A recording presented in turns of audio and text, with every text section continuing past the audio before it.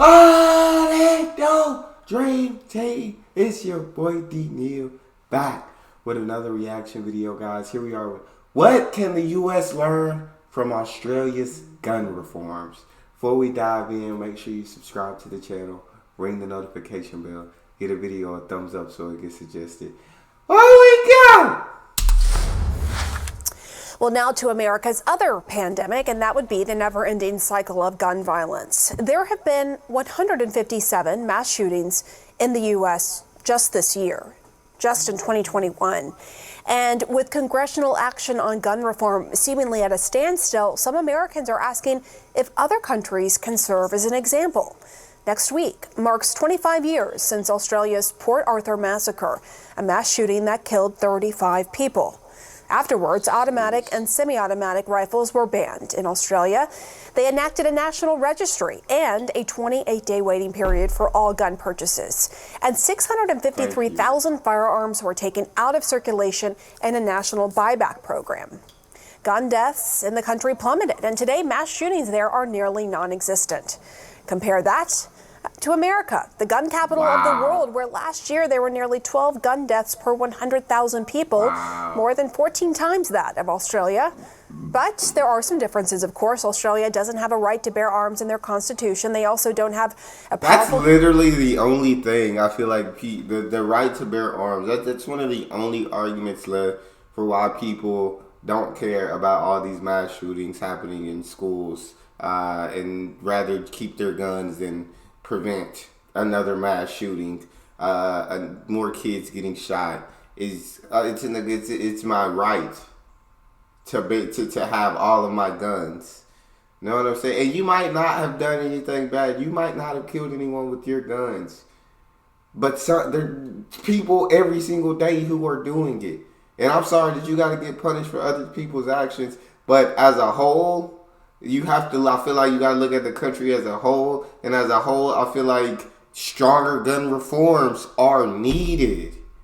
And I'm sorry if that bothers you and if that messes with your wants and your right to bear arms. But like, these kids have a right to go to school and not get shot. People have a right to go places and not have to fear for their life. Like, I don't get it. Gun lobby like the NRA. Still, could Australia's model have some lessons for the United States? Joining me now to discuss is former Prime Minister of Australia, Kevin Rudd. He is now president of the Asia Society Policy Institute. Prime Minister Rudd, thank you for coming on the show to discuss this. Obviously, as I pointed out, there are some key reasons Australia's reforms can't be replicated exactly here in the U.S. The main one being, of course, the Constitution here. Australia doesn't have a right to bear arms. We do. But what do you believe is transferable from what Australia went through to what we're experiencing in the U.S.? Well, I think there's two or three commonalities between the United States experience and Australia. And having lived in America the last 5 or 6 years, I fully understand the differences, including the Second Amendment. But here are two or three common factors. One, we Australians are freedom-loving people, and people have had the right to own firearms for a long, long period of time in our history.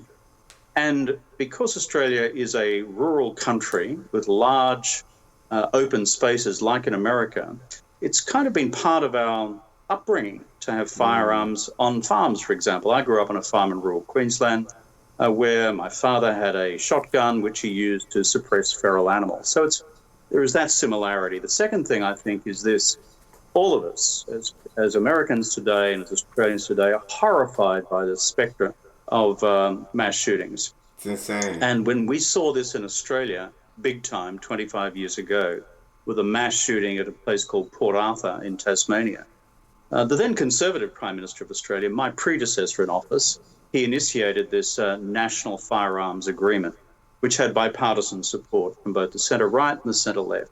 And thirdly, the results are kind of in. 25 years later, the numbers are like this. In the previous quarter of a century, we had 14 mass shootings, one every year or two.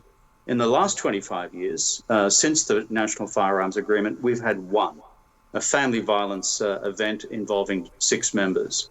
And secondly, in the overall firearms homicide rate and suicide rate, it's cut in half as well. That is, aside from mass shootings. So I think the writing or the report card is in. It does work. And frankly, there is no great reaction and demand from gun owners for any more liberal laws. It's working, frankly, just fine.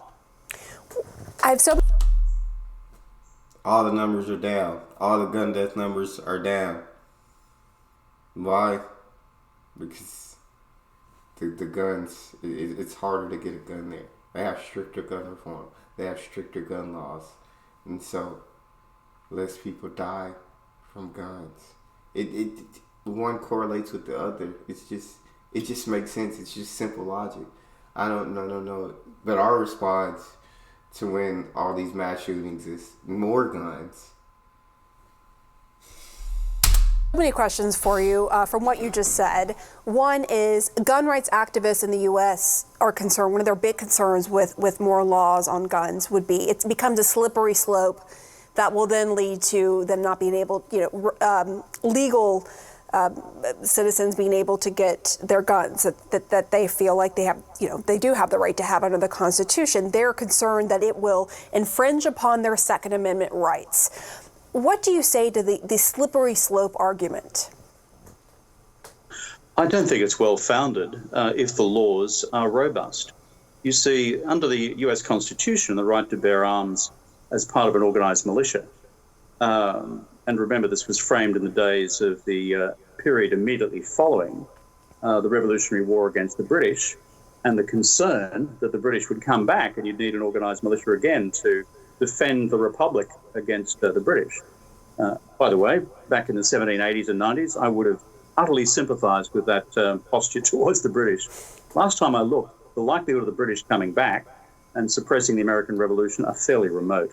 So that's actually the black and white letter of the law context of where we saw the First Amendment framed. But the second point is probably more important, which is the right to bear arms is one thing, but it doesn't mean you have the right to bear any form of arms.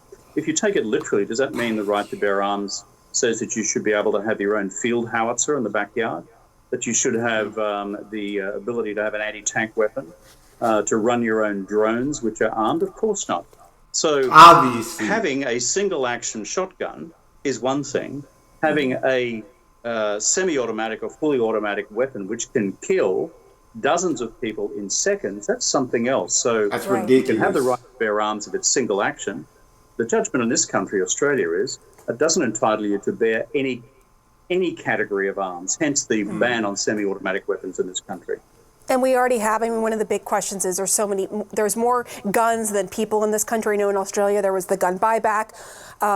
So, there is that big question. But I wonder, as someone who was a world leader, as you see these mass shootings, again, nearly 150 just this year in America, as you see that play out, what is your reaction? What are you thinking? What do you think the world is thinking as they watch this play out in this country?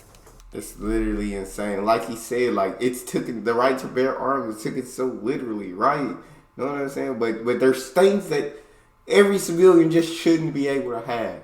You shouldn't be able to have a weapon that can kill dozens of people in seconds.